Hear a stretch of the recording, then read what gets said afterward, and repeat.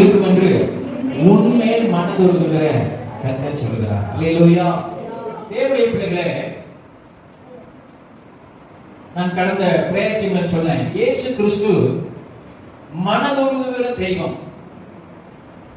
இப்ப உங்களை பார்த்து கேட்கிறேன், பாப்பா கவனி, மனதுருக்கம் என்றால் என்ன? பிரகாஷ் சொல்லுங்க, மனதுருக்கம்னா என்ன?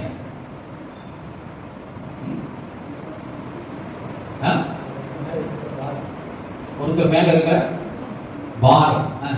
வேற கரெக்ட். வேற கார்த்திகை சொல்லு. மனதுருக்கம்னா என்ன?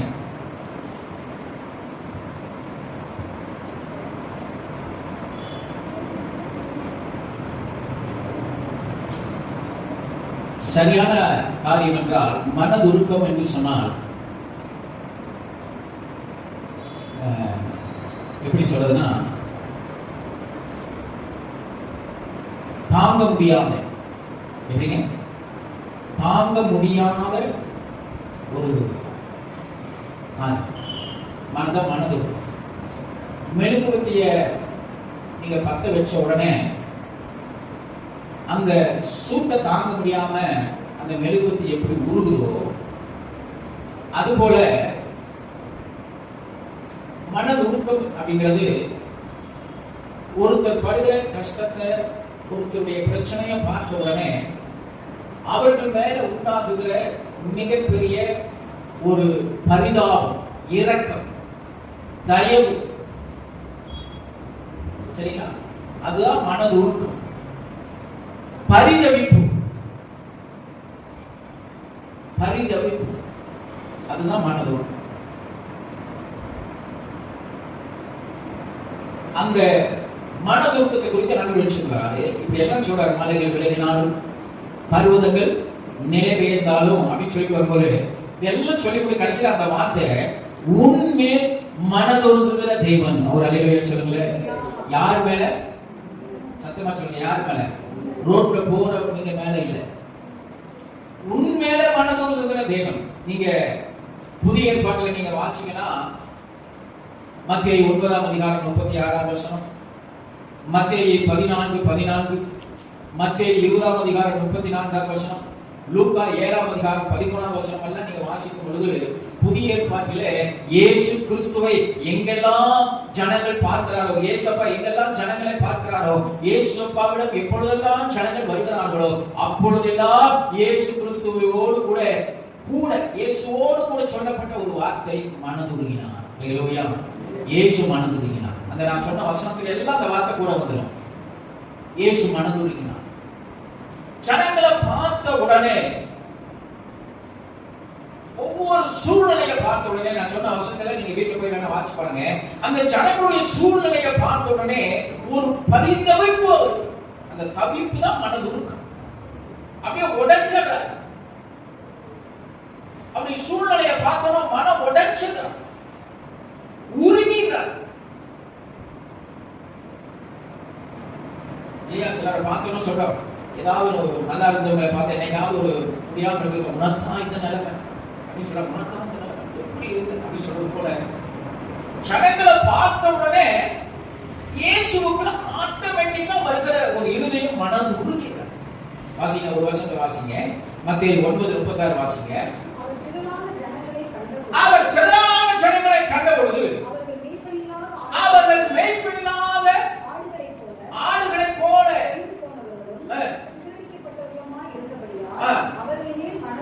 அவர்கள் மேல என்ன செஞ்சாங்க? மனது உருகினார். நிறைய வசனங்கள் சொன்ன. லூக்கா 7:13 வாசிங்க.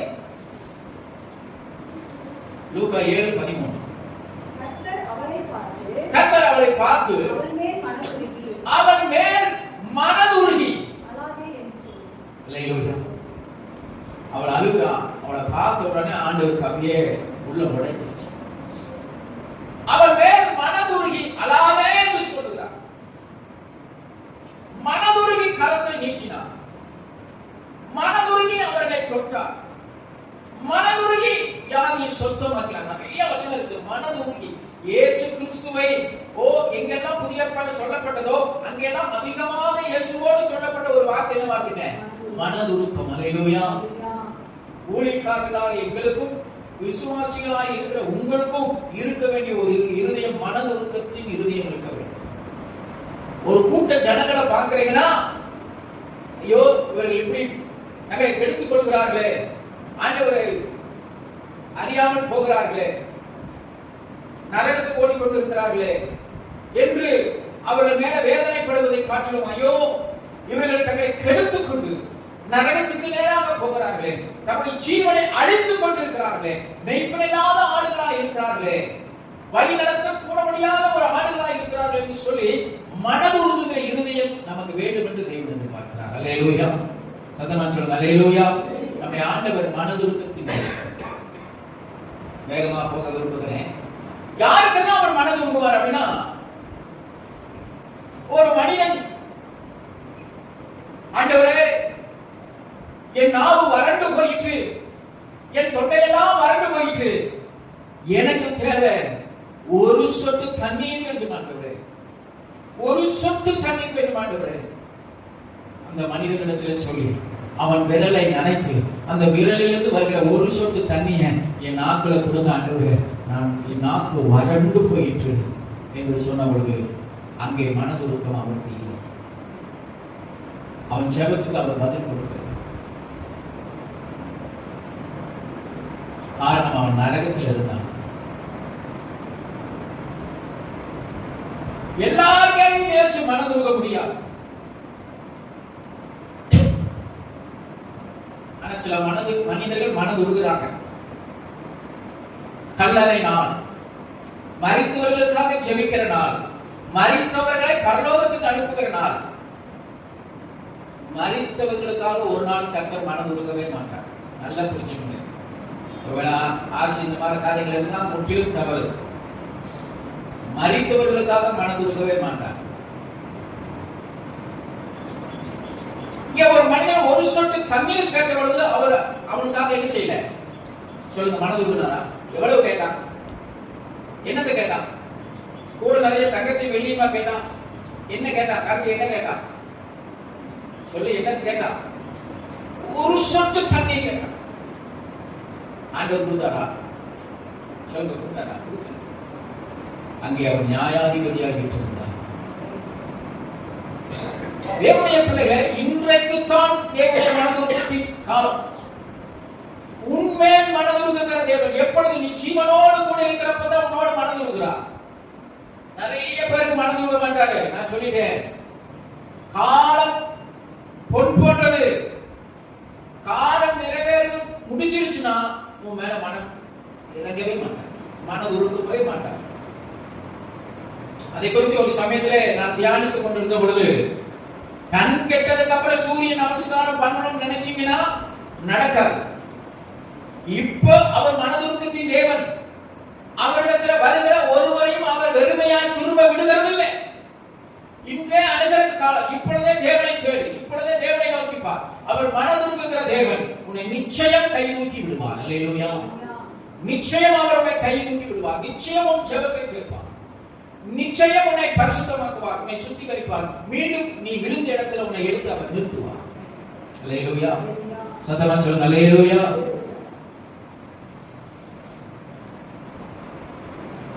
எனக்கு தெரியும் ஒரு சில மனிதர்கள் இந்த பூமியில மரிச்சிட்டாங்க.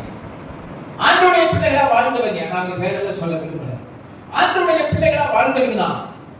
ஆனா பின்வாங்கி போனாங்க, மனமோட வாழ்ந்தாங்க. கடைசி நாட்களில் பிரச்சனை வந்தது. தேவ சமூகத்துல ஒடியாந்தாங்க, கண்ணீர் விட்டு அழுதாங்க, கதறினாங்க, என்னென்னலாம் சொன்னாங்க. நான் தலைகளா ஆலயத்துக்கு வருவேன், நாம ஊழியம் செய்வோம், உபவாசம் இருப்பேன், அதை பண்ணுவேன், இதை பண்ணுவேன், அப்படி செய்வேன், இப்படி செய்வேன். ஜெபம் கேட்கப்படவே இல்லை. ஜெபம் என்ன செய்யப்படல? சத்தமா சொல்லுங்க, கேட்கப்படவே இல்லை. மரணம் தான் வந்தது. பாவத்தின் சம்பளம் மரணம்.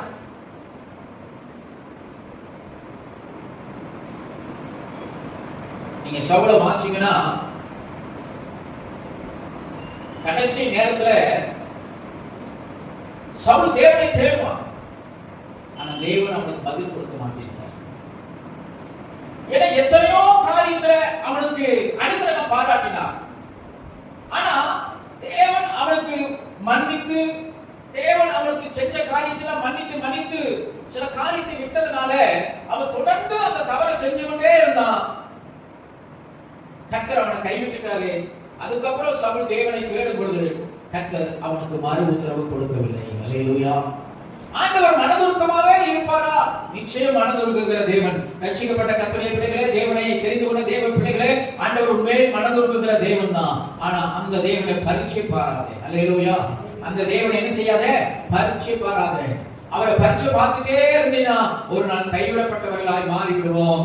அப்புறம் நம்ம ஜெபம் கேட்கப்படாது. அவர் நம்மை புறம்பே தள்ளி விடுவார். அல்லேலூயா. சத்தமா சொல்லுங்களே, அல்லேலூயா. சரி, 3 காரியத்தை உங்களுக்கு நான் சொல்ல விரும்புகிறேன். எப்பொழுதெல்லாம் அவர் மனதுருகுகிற தேவன் அப்படின்னு சொன்னா,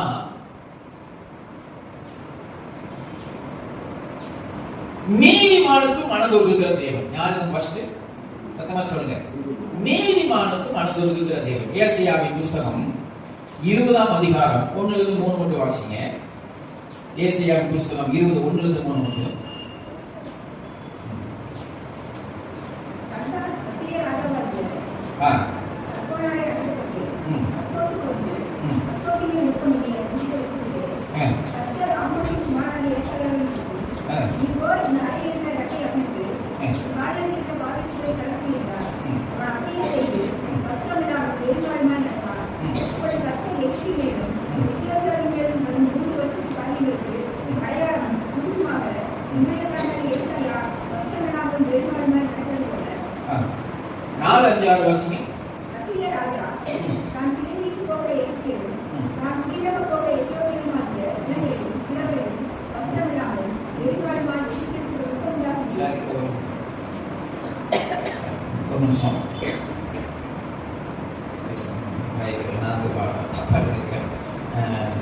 ரெண்டு ராஜாக்கள் நினைக்கிறேன். 2 ராஜாக்கள் வசனம் தான். 2 ராஜாக்கள் 20ஆம் அதிகாரம்.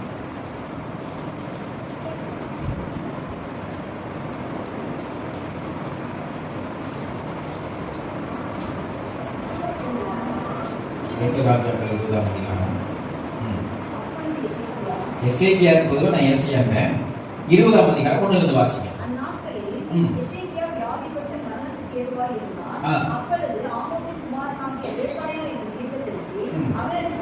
அவனிடத்தில் வந்து நீர் ஒரு வீட்டுக்காரிகளை ஒழுங்குபடுத்தும், நீர் பிழைக்க மாட்டீர். ஏசாயாவை குறித்து எசேக்கியாவை குறித்து சொல்லப்பட்ட வார்த்தை. எசேக்கியாவை குறித்து அந்த வசனம் சொல்லுது, அவன் வியாதிப்பட்டு எப்படி இருந்தானா, மரணத்துக்கு ஏதுவான ஒரு சூழ்நிலை, மரிக்க போகிற ஒரு சூழ்நிலை, வியாதி அவனை மேற்கொள்கிற ஒரு சூழ்நிலை, மரண போராட்டத்தில் இருக்கான். அப்பொழுது தீர்க்கதரிசி வருகிறான். என்ன ஒரு நல்ல ஒரு அனுபவம் பாத்தீங்களா? ஆண்டவர் அனுப்புறார், அவன் மேல ரொம்ப பாசமா தான் அனுப்புறார். நீ இந்த வியாதியில பிழைக்க மாட்ட, இந்த வியாதியில மரிச்சிருவ, நீ இந்த உலகத்தை விட்டு கடந்து போயிருவ, உன்னை 3 நாள்ல மரிச்சிருவ, நீ உன் குடும்ப காரியங்களை ஒழுங்குபடுத்து சொல்ற. ஆனா யாரா இருந்தாலும் மரணத்தின் கேள்விப்பட்டுட்டா ஒரு பயம் வந்துடும் இல்லையா? ஒரு மரண பயம் வந்துருச்சு யாருக்கு? ஆண்டவர் வெளிப்பட சொல்லுகிறாரு, 3 நாள்ல மரிச்சிருவ, உன் வீட்டு காரியங்களை ஒழுங்குபடுத்து. ஆனா அதே எசேக்கியாவுக்கு மரண பயம் வந்து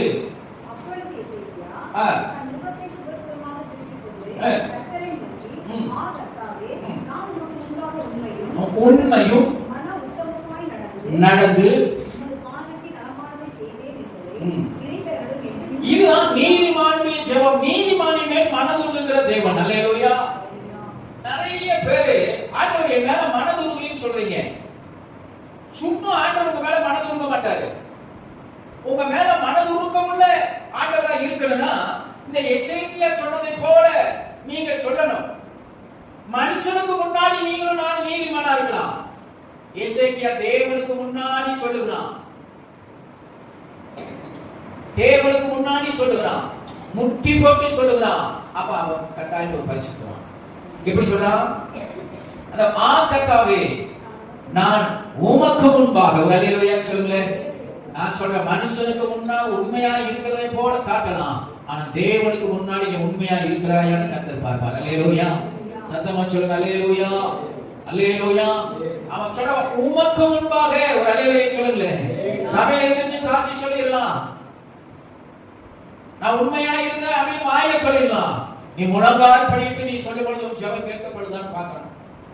எசேக்கியேல் சொல்லுகிறான், உமக்கு முன்பாக உண்மையும் மன உத்தமமாய் நடந்து உமது பார்வைக்கு நலமானதை செய்தேன் என்பதை நினைத்தருளும் என்று விண்ணப்பம் பண்ணினான். எசேக்கியா மிகவும் அழுதான். ஜெபம் பண்ணிட்டு என்ன செய்யறான்? அர்த்தமா சொல்லுங்க. எசேக்கியா ஜெபம் பண்ணிட்டு என்ன செய்யறான்? அழுது. வியாதி, மரணம். நிறைய பேர் இப்படிதான் வியாதி நேரத்துல நம்மளும் அழறோம். எல்லாரும் ஒரு நாள் மரிக்கணும். மரண போராட்டத்துல என் ஆண்டவர் உனக்கு ஆயுசு நாள கூட்டி கொடுக்கணும்னா, உன்மேல் மனதுருகுகிற தேவனா இருக்கணும்னா, நீ எசேக்கியாவை போல இந்த வார்த்தையை சொல்லணும். அது ஆண்டவர் அங்கீகரிக்கிறதா சரியாக இருந்தா என் தேவனை அல்லேலூயா. சத்தமா சொல்லுங்க அல்லேலூயா. சொன்ன தீர்க்கதரிசி அரண்மனை கடந்து முற்றத்திற்கு போகும்னே தேவன் அவனோடு பேசுகிறார். அல்லேலூயா. 5வது வார்த்தை 4 வார்த்தை. ஏசாயா பாதி முற்றத்தை விட்டு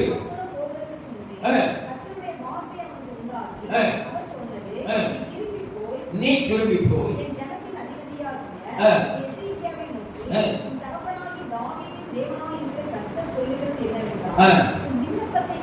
உன் விண்ணப்பத்தை கேட்டேன், உன் கண்ணீரை கண்டேன். ஒரு அல்லேலூயா சொல்லுங்களேன். சத்தமா சொல்லுங்க அல்லேலூயா. அல்லேலூயா. இப்ப ஏ நீ நிச்சயம் ஆண்டவருக்கு முன்னாடி சரியா இருந்தீனா எசேக்கியா ஜெபம் இல்ல அப்படின்னா பாயிண்ட் நம்பர் 2, ஆண்டவரே என் குறைகள் குற்றங்களை எல்லாம் மன்னித்து உங்களுடைய ராஜ்யத்தை சந்திக்க நான் ஆயத்தப்படுத்துன்னு ஜெபம். அல்லேலூயா. ஒண்ணா ஏ நமக்கு செட் ஆகாது தெரிஞ்சிருச்சுன்னா எங்க போயிருங்க? பிக்கு போயிருங்க. ஆண்டவரே என்ன செஞ்சீங்க? நான் செஞ்ச குறைகள் குற்றங்கள் 3 நாள் எசேக்கியா கொடுத்திருக்கிறாரு.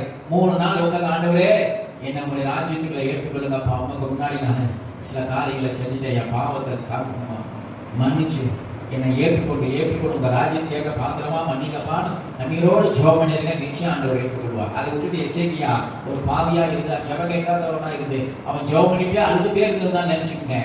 அவன் பதிலே வந்திருக்கான். ஆனா அவன் உண்மையும் உத்தமனும் தேவனுக்கு முன்பாக நல்ல ஒரு பரிசுத்தவானா இருந்தபடினால கர்த்தர் அப்பவே நான் லேட்டா வசமாச்சு லேட்டா அப்பவே 15 ஆண்டு காலத்தை கூட்டி கொடுத்தார். காரணம் உண்மை உள்ளவர்கள் மேலே கர்த்தர் மனது இருக்கிறது. அல்லேலூயா. சத்தமா சொல்லுங்க அல்லேலூயா.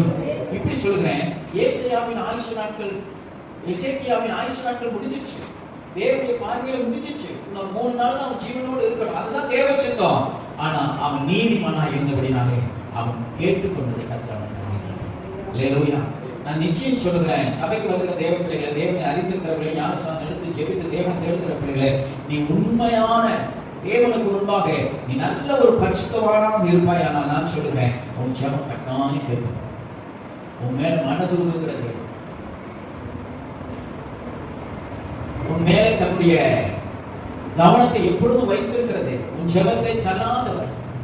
அந்த வசனம் அழகா சொல்லுது பாருங்க. அந்த 20ஆம் அதிகாரத்துல அந்த வசனம் கர்த்தர் சொல்லுகிறது என்னவென்றால், உன் விண்ணப்பத்தை கேட்டேன், உன் கண்ணீரை கண்டேன், இதோ நான் உன்னை குணமாக்குவேன்.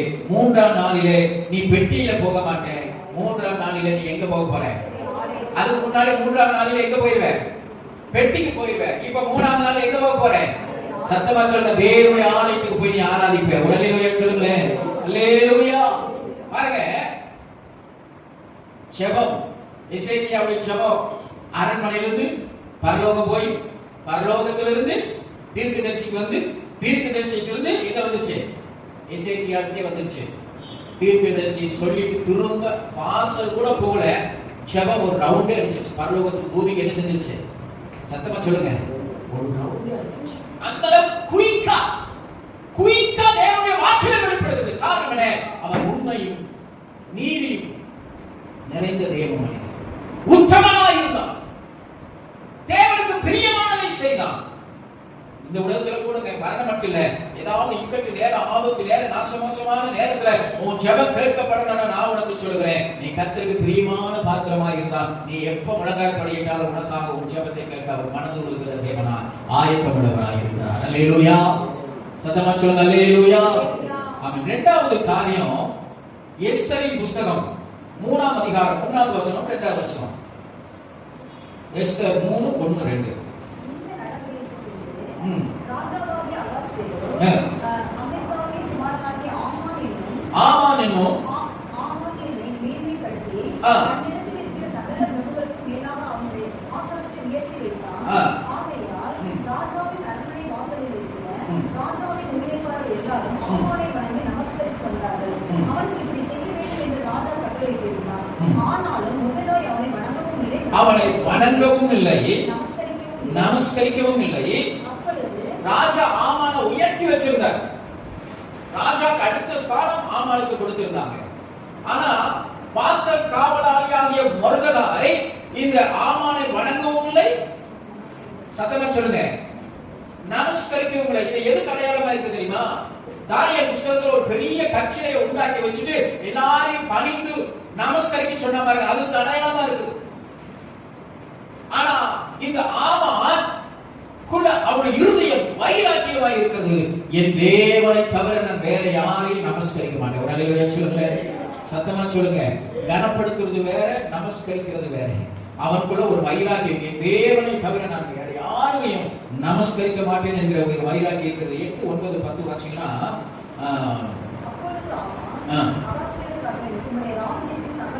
அது ஆமான் போடுகிற ஒரு பெரிய திட்டம். அந்த திட்டம் என்னன்னு நீங்க வீட்டுல போய் நீங்க வாட்சி கொள்ளுங்க.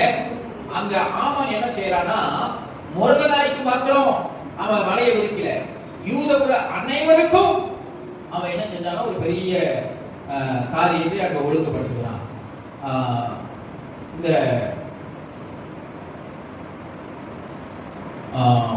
அதுலயே 6ஆம் அதிகாரம் 1ஆம் வசனம் வாசிக்கல, நான் வேகமா போக விரும்புகிறேன். 6ஆம் அதிகாரம் 1ஆம் வசனம்.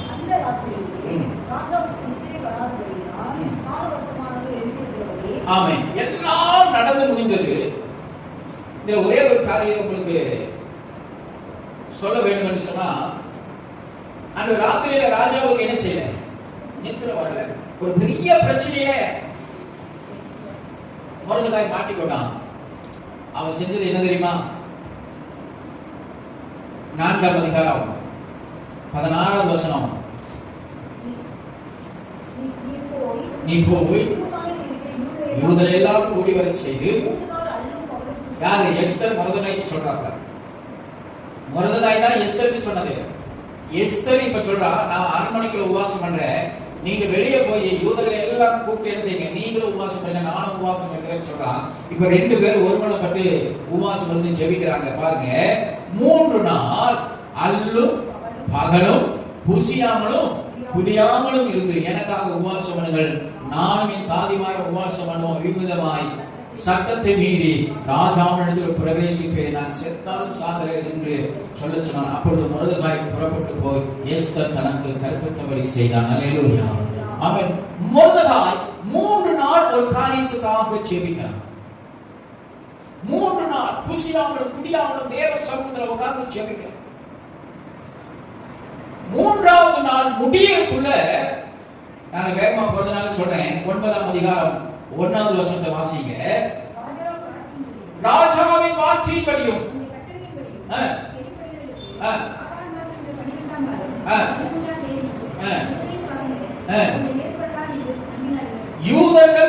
யூதரின் பகைஞர்கள் அவர்களை மேற்கொள்ளலாம் என்று நம்பினார்களோ, அந்நாளிலே தானே யூதரானவர்கள் தங்கள் பகைஞரை மேற்கொள்ளும்படிக்கு படிக்க காரியங்கள் என்னவா முடிஞ்சது, மாறுதலாய் முடிந்தது. அல்லும் பகலும் உபவாசமாய் இருந்தார்கள், உபவாசம் பண்ணி ஜெபித்தார்கள்.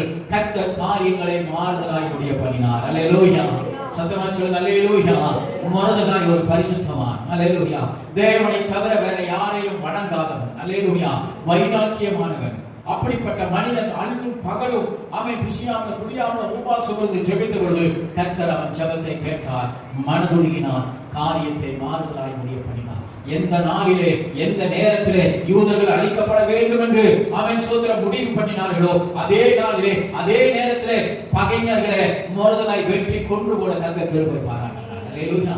அதற்கு காரணம் என்னன்னா, மொர்தெகாய் ஒரு பரிசுத்தவான், தேவனுக்கு பயப்படுகிறவர், தேவனை தேடுகிறவர், தேவனை தவிர வேற யாரையும் வணங்காதவர். அல்லேலூயா. அவன் எவ்வளவு பெரிய கொம்பனா இருந்தாலும் சரி, எவ்வளவு பெரிய மனுஷனா இருந்தாலும் சரி, தன் தேவனுக்கு மட்டும் தலை வணங்குகிற சுபாவம் உள்ள ஒரு மனிதன் மொர்தெகாய். அல்லேலூயா. ஏன் இப்படி சொல்றீங்க? அதெல்லாம் சொல்லுங்க.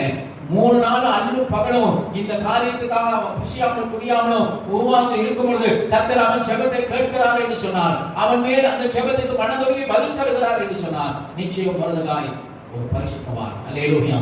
கர்த்தர் காரியத்தை மாறுதலாய் முடிய பண்ணினார். ஜெபிக்கிறாங்க, அநேக பிள்ளைகள் ஜெபிக்கிறாங்க, உபவாசம் பண்றாங்க, நாள் கணக்கா உபவாசம் பண்றாங்க. ஆனா பிரச்சனை மட்டும் மாறாது.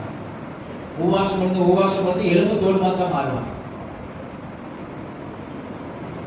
மிகப்பெரிய ஒரு காரியம். பிரச்சனைக்காக ஜெபிக்கிறது வேற.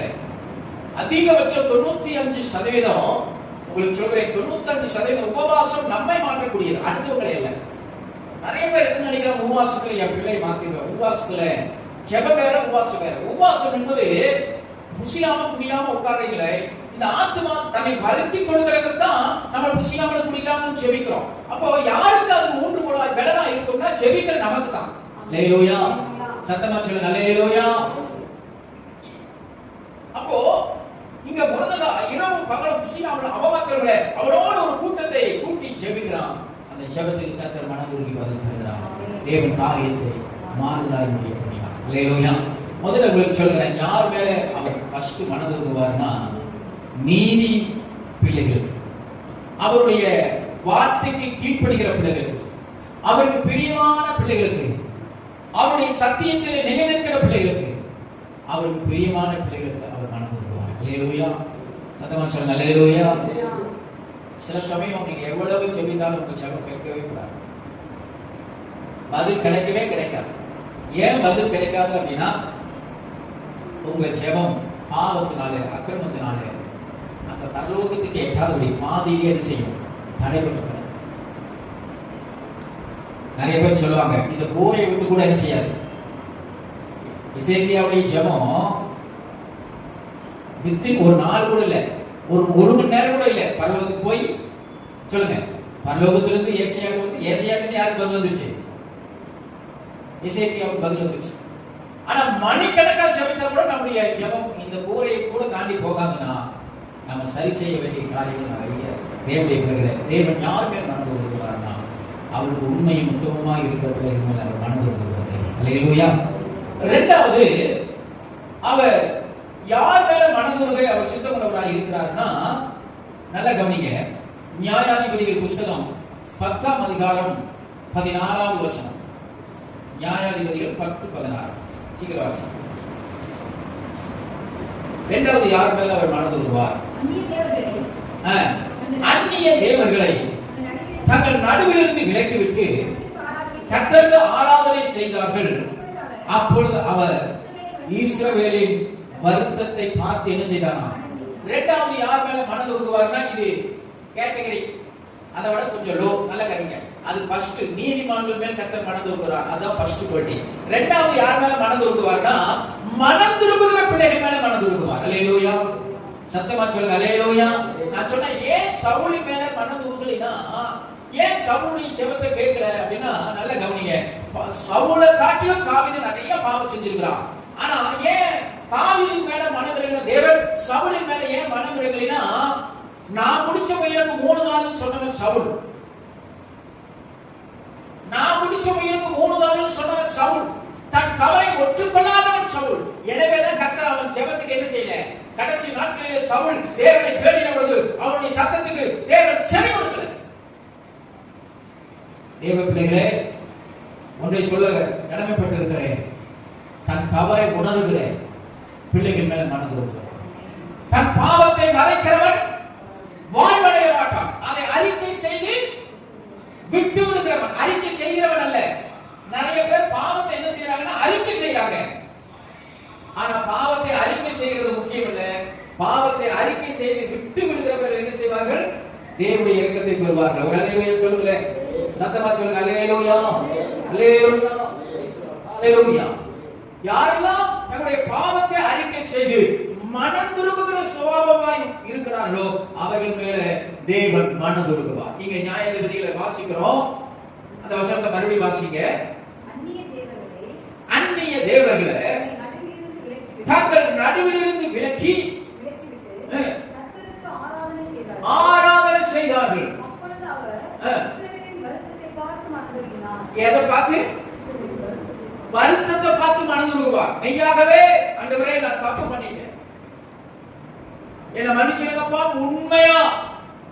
உண்மையா யாரெல்லாம் தேவ சமூகத்துல மன வருந்துகிறார்களோ அவர்களை வெறுத்து ஒதுக்குறவர்களை உண்மையாய் மனம் திரும்புகிற பிள்ளைகள் மேல தேவன் மனம் திரும்புவார். பரவாயில்ல, உணர்ந்துட்டியா, திருந்திட்டியா, வா உன்னை திரும்ப அதே ஸ்தானத்துல நான் உன்னை நிறுத்துறமா அப்படின்னு ஆண்டவர் சொல்லுவாரு. அல்லேலூயா.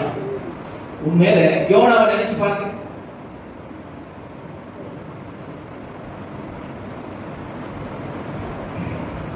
ஏசாயாவின் புஸ்தகம் 55 ஏசாயாவின் புஸ்தகம் 55 துன்மார்க்கன் தன் வழியையும் அக்கிரமக்காரன் தன் நினைவுகளையும் விட்டு யார் மனம் திரும்புறாங்களோ அவங்க அப்படியே ஏற்றுக்கொள்வார். மனம் திரும்புகிறது நான் சொல்லிட்டேன் ஆண்டவருக்கு ரொம்ப ரொம்ப பிடிக்கும். நான் முதல்ல சொல்லியிருக்கிறேன், வேதத்திலே அதுக்கு நிறைய சான்று வருது. நீ உபவாசம் இருந்து ஜெபிப்பதை காட்டிலும் உன்னுடைய காரியத்தை உன்னுடைய தவறை நீ திருத்திக் கொள்கிறது பல நாட்கள் நீ செய்கிற உபவாசத்தை காட்டிலும் கர்த்தருடைய சமூகத்துக்கு முன்னாடி மேலானது. அல்லேலூயா. சத்தமா சொல்லுங்க அல்லேலூயா. நீ ஒரு வாரம் உபவாசம் இருந்து ஜெபித்து ஒரு காரியத்தை சாதிப்பேன் சொல்லுகிறத காட்டிலும் ஆண்டவரே இனி இந்த நாளிலே இப்படிப்பட்ட தவறுகளை உமக்கு பிரியமில்லாத காரியத்தை நான் செய்ய மாட்டேன், இந்த காரியத்தை நான் திருத்திக் கொள்கிறேன் சொன்னேனா அந்த வார்த்தை அவருக்கு அப்படியே ஐஸ் போல இறங்கி அவர் இருதயத்தை குளிர பண்ணிடும். அல்லேலூயா. பேதுரு உங்களுக்கு தெரியும், அவன் சபிக்கவும் சத்தியம் பண்ணவும் தொடங்கினான். யூதாஸ் வருத்தப்பட்டான், மனம் திரும்பல. குற்றமில்லாத ரத்தத்தை காட்டி கொடுத்தேனே வருத்தப்பட்டான். திரும்ப அப்படி பாதத்துக்கு வரல, அப்படி சமூகத்துக்கு வரல. ஆனா பேதுரு அப்படி இல்லை. யூதாசை காட்டிலும் பேதுரு ஆண்டவரை சபிக்கிறான், சத்தியம் பண்ணினான், தூசிச்சான். ஆனா அதே பேதுரு சேவல் கூப்பின பொழுது அவன் தேவனை நினைத்து, தேவன் சொன்ன வார்த்தை நினைத்து ஒரு செவுப்புறமாய் போய் அவன் மனம் கசந்து அழுதான். தான் சொன்ன வார்த்தையை நினைச்சு என்ன செஞ்சாங்க? சத்தமா சொல்லுங்க. தான் சொன்ன வார்த்தையை நினைச்சு என்ன செய்தான்? மனம் கசந்து அழுதான், வருந்தினான், வேதனைப்பட்டான், துக்கிட்டான். என் தேவனுக்கு விரோதமா இப்படிப்பட்ட பாவத்தை செஞ்சுட்டனே, அவரை சபிச்சனே, அவரை தெரியாமல் சத்தியம் பண்ண கண்ணீரோடு அவன் வருந்தினான். தேவன் அவனை ஏற்றுக்கொண்டாரு.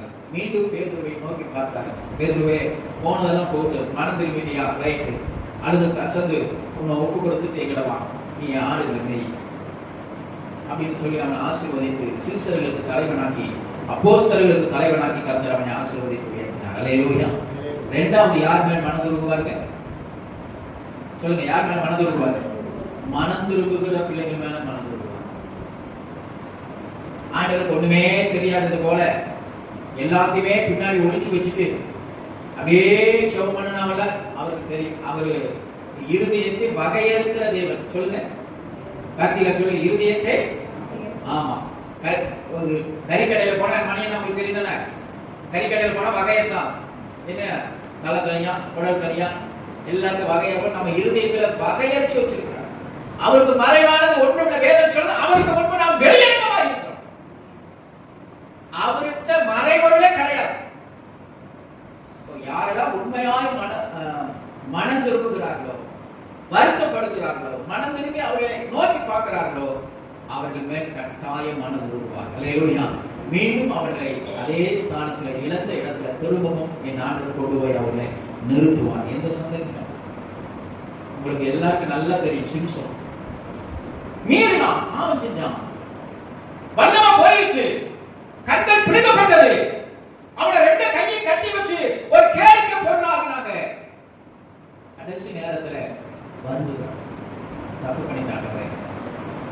நீ சொன்ன அந்த ரகசியத்தை நான் மீறி எல்லாத்துக்கும் சொல்லியிருப்பேன். நான் அபிஷேகத்தை இழந்து என் மண்டம் இழந்து ஒரு கேலி பொருளாங்க, ஒரு கிண்டல் கேலி பண்ணுகிற ஒரு பொம்மையாக என்னை கட்டி வச்சு என்ன மன்னிங்க. இந்த ஒரு விஷயம் நீ இந்த பூமியில நான் வாழ முடியாத இந்த ஒரு விஷயம் எனக்கு மனதிற்கு அதே வல்லமையை கொடுங்க. தேவம் மகா பெரிய வல்லமையினால் நடப்பினான். தான் கட்டி வைத்திருக்கிற 2 தூணையும் உடைச்சு நொறுக்கினான். வேதம் சொல்கிறது, அவன் உயிரோடு கூட இருந்தப்ப கொண்ட பெலிஸ்தர்களை காட்டிலும் அவன் சாகும்போது கொண்ட பெலிஸ்தர்கள் அதிகம். அல்லேலூயா சொல்லுங்க. அல்லேலூயா. தேவ சமூகத்தில் எப்பொழுதெல்லாம் நீ மனதுருகுகிறாயோ அப்பொழுதெல்லாம் மனதுருகுகிற தேவனாக இருப்பான். அல்லேலூயா. 3வது, வாக்குத்தத்தத்தை நிறைவேற்றுவதிலே அவர் மனதுருகுகிற தேவனாக இருப்பார். அல்லேலூயா. சத்தமா சொல்லுங்க. அல்லேலூயா. வேகமா முடிக்கிற 2 நாளாகம புத்தகம் 6ஆம் அதிகாரம் 15வது வசனம். 2 நாளாகமம் 6:15 வாசிங்க. 2 நாளாகமம் 6:15. தேவரீர் தகப்பனாகிய தாவீது என்னும் ஒரு அடியனுக்கு செய்த வாக்குத்தத்தத்தை காத்தருளுங்கள். உம்முடைய வாக்கினால் அதை சொன்னீர், உம்முடைய கரத்தினால் அதை இந்த நாளில் இருக்கிறபடி நிறைவேற்றுவீர். இஸ்ரவேலின் தேவனாகிய கர்த்தாவே, தேவரீர் என் தகப்பனாகிய தாவீது என்னும் ஒரு அடியனை நோக்கி, நீர் எனக்கு முன்பாக நடந்தது போல உன் குமாரரும் என் நியாய பிரமாணத்தில் நடக்கும்படி தங்கள் வழியை காப்பார்களே. ஆனால் இஸ்ரவேலின் சிங்காசனத்தில் வீட்டிற்கும் புருஷன் எனக்கு முன்பாக உனக்கு இல்லாமல் போவதில்லை என்று சொன்னதை இப்பொழுது அவனுக்கு நிறைவேற்றும். ஆமென். அதை நிறைவேற்றும். சில சமயம் உனக்கோ உன் தாய்க்கோ உன் தகப்பனுக்கோ சொல்லப்பட்ட வாக்குத்தத்தத்தை வைத்து உண்மையான மனதுருகுகிற தேவனாக இருப்பார். அல்லேலூயா. அதனால்தான் தாவீது சொல்கிறார், நீதிமான்களுடைய பிள்ளை அப்பத்துக்கு என்ன செய்யறதில்லை, இறந்து தீர்க்கறதில்லை. ஏன்? ஒருவேளை இவன் நீதிமானா இல்லைன்னா கூட இவனுடைய தகப்பன் தாய் நீதிமானா இருந்ததினாலே, அவர்கள் மேல் கர்த்தர் கொண்ட பிரியத்தினாலே, அவர்களுக்கு கர்த்தர் கொடுத்த வாக்குத்தத்தத்தினாலே அவர்கள் பிள்ளைகள் மேல மனதுருகுகிற தேவனாக இருக்கிறார். அல்லேலூயா. சத்தமா சொல்லுங்க. அல்லேலூயா. எகிப்திலே இஸ்ரவேல் ஜனங்கள் அடிமைகளாக இருந்து குக்கர் இடுகிறார். அப்ப அந்த வசனத்தை நீங்க வெளியில போய் தேடி வாசிச்சு பாருங்க. வசனம் அழகா சொல்லும், தேவன் ஆபிரகாம் ஈசாக்கு யாக்கோபுக்கு கொடுத்த வாக்குத்தத்தத்தை நினைத்தார்கள். கூக்குரல் இடுகிறது இஸ்ரவேல் ஜனங்கள். எத்தனாம் தலைமுறை? 10 15ஆம் தலைமுறை ஜனங்கள் கூக்குரல் இடுகிறார்கள், கண்ணீர் வடிக்கிறார்கள், அடிமைகளாக இருக்கிறார்கள். ஆனால் தேவன் எதை நினைத்தருளினார் தெரியுமா? யாக்கோபுக்கு, ஆபிரகாமுக்கு, ஈசாக்குக்கு, யாக்கோபுக்கு கொடுத்த வாக்குத்தத்தத்தை கர்த்தர் நினைத்தருளினார். அல்லேலூயா சொல்லுங்க. சத்தமா சொல்லுங்க. அல்லேலூயா. சத்தமா சொல்லுங்களே. அல்லேலூயா. ஒருவேளை கர்த்தர் உங்களுக்கு ஒரு வாக்குத்தத்தத்தை கொடுத்தார்னா அதை நிறைவேற்ற மனதுருகுகிற தேவனாக இருப்பார். அல்லேலூயா. தாராளமா நீங்க சொல்லி ஜெபிங்க. கர்த்தர் கொடுத்த வாக்குத்தத்தமா இருந்தா, அது உண்மையாலுமே தேவன் கொடுத்த வாக்குத்தத்தமா இருந்தா, நீங்களோ உங்க பிள்ளைகள் கூட அந்த வாக்குத்தத்தை, என் தாயாருக்கு இப்படி வாக்குத்தத்தம் கொடுத்தீரே ஆண்டவரே, என் தகப்பனாருக்கு இப்படி வாக்குத்தத்தம் கொடுத்தீரே ஆண்டவரே, நீங்க தாராளமா சொல்லி ஜெபிக்கலாம். அந்த வாக்குத்தத்தத்தை நினைத்து வார்த்தை உண்மையுள்ள ஆண்டவர் உங்க மேல மனதுருகுவார். அல்லேலூயா. சத்தமா சொல்லுங்க. அல்லேலூயா. 1 ராஜாக்கள் கடைசியா 1 ராஜாக்கள் 13ஆம் அதிகாரம் 23ஆம் வசனம். 1 ராஜாக்கள் 13:23.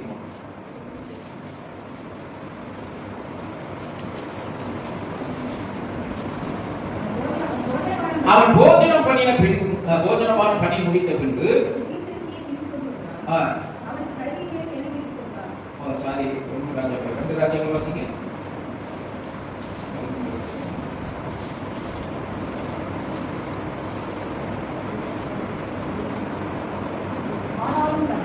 பாருங்க. ஆனாலும் கர்த்தர் அவர்களுக்கு இறங்கி ஆபிரகாம், ஈசாக்கு, யாக்கோபு என்பவர்களுக்கு செய்த தமது உடன்படிக்கை நிமித்தம் அவர்களை அழிக்க சித்தமாயிராமல் அவர்களை இன்னும் தம்முடைய முகத்தை விட்டு தள்ளாமலும் அவர் மேல் மனதுருகிற உருகி அவர்களை நினைத்தருளார். அல்லேலூயா. இவர்கள் செய்கிற பாவத்தின் நிமித்தம் தேவன் மனக்கடினம் உள்ளவராக மாறுகிறார். இஸ்ரவேல் ஜனங்கள் செய்கிற பாவத்தை நினைச்சா கர்த்தர் ஒரு நொடியில் இவர்களை அழிக்க வேண்டும் என்று நினைக்கிறார். ஆனா ஆபிரகாம், ஈசாக்கு, யாக்கோபு கொடுத்த வாக்குத்தத்தத்தை நினைச்சு அவர்கள் மேல மறுபடியும் என்ன செய்யறாரா? மனதுருகுகிறார். அல்லேலூயா. சத்தமா சொல்லுங்க. அல்லேலூயா. என்றைக்காவது கர்த்தர் உங்களுக்கு மெய்யாகவே வாக்குத்தத்தம் கொடுத்திருப்பாரானால் அந்த வாக்குத்தத்தத்தை சொல்லி செபிக்கும் பொழுது நான் சொல்லுகிறேன், அவர் உங்கள் மனதுருகுகிறவராக இருப்பார். அல்லேலூயா. சத்தமா சொல்லுங்க அல்லேலூயா. ஏசாயாவுக்கு இப்படி சொன்னீரே, ஆபிரகாமுக்கு அப்படி சொன்னீரே அப்படின்னு சொல்லி ஜெபிக்க கூடாது. ஆண்டவரே எனக்கு நீங்க சொன்னீங்களே ஆண்டவரே, எனக்கு இந்த வார்த்தையை கொடுத்தீங்களே ஆண்டவரே அப்படின்னு ஜெபம் பண்ணி பாருங்க. ஆண்டவர் மனதுருகி அந்த காரியத்தை மீண்டும் நினைத்தருளி அதை நிறைவேற்றுவார். அல்லேலூயா. சத்தமா சொல்லுங்க அல்லேலூயா. அல்லேலூயா. 3 காரியத்திலே தேவன் மனதுருகுகிற தேவனாக இருக்கிறார். சொல்லுங்க பார்க்கலாம். கார்த்திகா சொல்லுவாங்கன்னு நினைக்கிறேன். சொல்லு. ஏய் என்ன சொல்லு, பாய்க்கு சொல்லு. நோட்டு வச்சு எழுதிட்டே இருக்கிறீ, சொல்லு. என்ன சொல்லு? பாத்தியா, நான் இவ்வளவு தூரம் கத்துறேன். உன்மேல் மனதுருகுகிற கர்த்தர். முதல்ல நீதிமானின் மேல் மனதுருகுகிற கர்த்தர். இரண்டாவது மனம் வருந்துகிற பிள்ளைகள் மேல மனதுருகுகிற தேவன். மூணாவது நாம் கொடுத்த வாக்குத்தத்தத்தை நினைத்தருளி மனதுருகுகிற தேவன். அல்லேலூயா சொல்லுங்க. 3 சொல்லுங்க பார்க்கலாம். நீதிமானின் மேல் மனதுருகுகிற தேவன். 2 மனம் வருந்துகிற பிள்ளைகள் மேல மனதுருகுகிற தேவன். மூணாவது நான் கொடுத்த வாக்குத்தத்தத்தை நினைத்து உங்கள் மேல் மனதுருகுகிற தேவன். அல்லேலூயா. இந்த 3 காரியம் இல்லாம வேற எந்த காரியத்திலும் உங்க மேல என்ன செய்ய மாட்டாரு? சத்தமா சொல்லுங்க. மனதுருக மாட்டார். செய்யறதையெல்லாம் செஞ்சுட்டு ஆண்டவரே மனதுருகத்தின் தேவனே, மனதுருகத்தின் தேவனேன்னு சொன்னா என்ன செய்ய மாட்டாரு? சத்தமா சொல்லுங்க. மனதுருக மாட்டார். நீ நீதிமானா இருந்தால் உன் மேல் மனதுருகுவார். நீ உத்தமமான பரிசுத்தமான ஆண்டவருக்கு பிரியமான பிள்ளையா இருந்தால் உன் ஜெபத்தை கேட்பார், உன் விண்ணப்பத்தை கேட்பார், உன் கண்ணீரை காண்பார். நான் எசேக்கியாவுக்கு அப்படிதான் சொல்றார். உன் விண்ணப்பத்தை கேட்டேன், உன் கண்ணீரை கண்டேன். பாவத்தில் இருந்து அக்கிரமத்தில் இருந்து எனக்கு அப்படியே செய்தி போகுது. பாவத்தில் இருந்து அக்கிரமத்தில் இருந்து கண்ணீரை காண்பவரே, நீயா போய் பாவத்துல உளுந்து மாட்டிட்டு அழுது கதறி ஆண்டவரே வாழ்க்கை கண்ணீரா இருக்குல்லப்பா, கண்ணீரா உன் வாழ்க்கை கண்ணீரா ஓடுங்க. நீ நீதிமானா இருந்துட்டு உனக்கு ஒரு பிரச்சனை வரும் பொழுது உன் கண்ணீரை காண்கிறது, உன்மேல் மனதுருகிற தேவன் அந்த பிரச்சனையிலிருந்து உன்னை தூக்கி எடுத்து உன்னை கண்மணி மேல் நிறுத்துகிற தேவனாக இருக்கிறார். ஆண்டவரே நான் தெரியாம இந்த காரியத்தை பண்ணிட்டேன், நான் மன வருந்துகிறேன், இனி இப்படி நான் செய்ய மாட்டவே, இனி இப்படிப்பட்ட காரியத்தை நான் செய்ய மாட்டேன் ஆண்டவரே, என்ன மன்னிக்கப்பா, என் மேல இரக்கமா இருக்க ஆண்டவரே, உண்மையா மன வருந்தவனா அவர் மனதுருகிறார். மூணாவது கர்த்தர் கொடுத்த வாக்குத்தத்தத்தை சொல்லி ஜெபம் பண்ணீங்கன்னா உங்க மேல மனதுருவார். நம்ம என்ன 2 நிற்போமா? மனதுருகும் தெய்வமே ஏசையா.